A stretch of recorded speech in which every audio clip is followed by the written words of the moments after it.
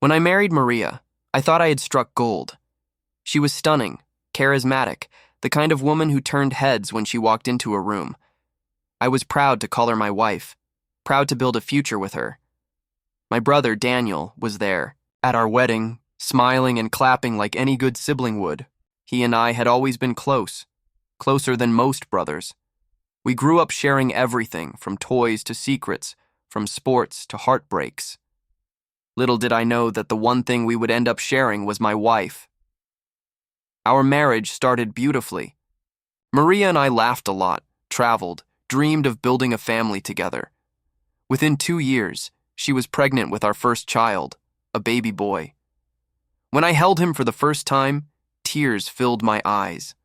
I swore to myself I'd give him the best life possible. A year later, we had another child, a little girl. A perfect family of 4. Everyone envied us. But something inside me started to nag, slowly at first. It began with small things. The way Maria and Daniel seemed to share private jokes at family, dinners, their lingering glances, the ease between them that sometimes felt too comfortable. I brushed it off.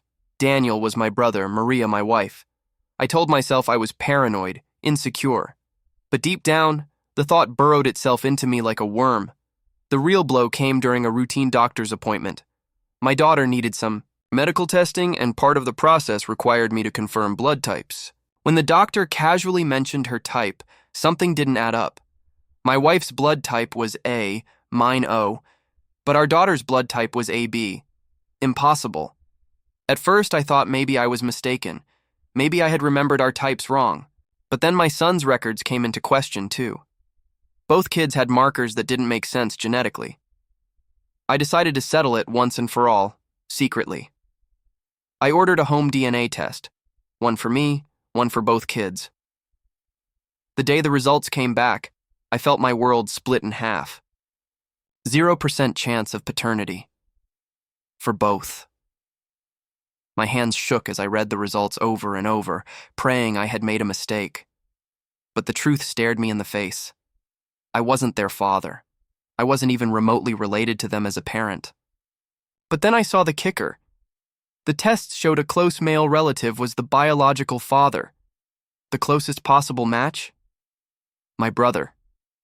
I wasn't their father. I was their uncle. My stomach dropped, my vision blurred. Every memory, every laugh, every family dinner with Daniel at the table, they all turned sour. Betrayal layered over betrayal. My wife hadn't just cheated on me. She had cheated with my brother. And the children I had poured my heart into raising weren't mine by blood. I didn't explode, not at first. Instead, I planned. I confronted Maria that evening, but not with rage. I slid the test results across the table.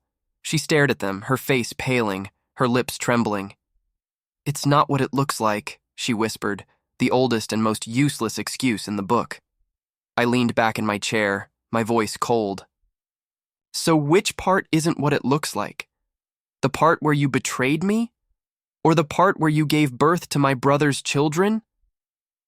She broke down, sobbing, begging, pleading. She admitted everything. That it started as a mistake, one drunken night when Daniel and she got too close. That it had continued because she felt conflicted, because she loved us both in different ways.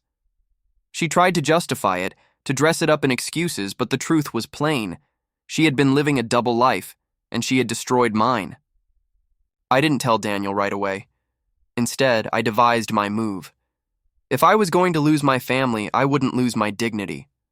I hired a lawyer, quietly, collected every piece of evidence, the DNA results, the texts I found after going through her phone, the old emails. I even pulled up financial records that showed money mysteriously missing, money she had funneled into secret outings with Daniel. Then came the showdown. I arranged a family dinner, both sets of parents, Maria, Daniel, everyone. I played part of the calm husband, passing dishes, pouring drinks while my insides burned like fire. Halfway through, I stood, pulled a stack of envelopes from my jacket, and handed them around. "I think it's time everyone sees the truth," I said.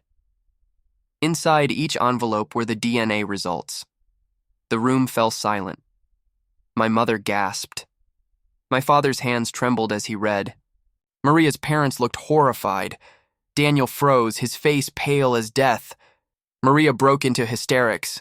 Daniel stammered, trying to deny, but the proof was undeniable. My family, our family, now knew the truth. I looked Daniel dead in the eye. You didn't just betray me. You stole my family.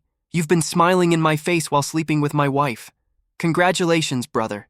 You're a father, and I'm just the uncle. I turned to Maria. As for you, your lies end here. Tomorrow my lawyer will contact you. This marriage is over. The fallout was explosive. My parents cut ties with Daniel, at least for a while. Maria's family disowned her out of shame. The divorce moved forward quickly, and though it tore me apart, I fought to keep my dignity and financial stability intact. Custody wasn't even a question. They weren't mine, legally or biologically. Walking away from those kids was the hardest part. I had raised them as my own, loved them more than life itself. But every time I looked at their faces, I saw my brother. I saw betrayal. In the end, I left with nothing but my freedom and the knowledge that I had exposed them both for what they were. It's been over a year now. I'm rebuilding my life piece by piece.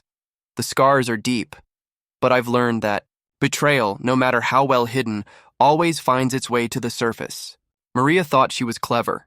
Daniel thought he could hide behind blood. But secrets rot, and when they're exposed, they poison everything. I wasn't the father. I was the uncle. And because of their choices, I walked away a different man, broken but unbowed.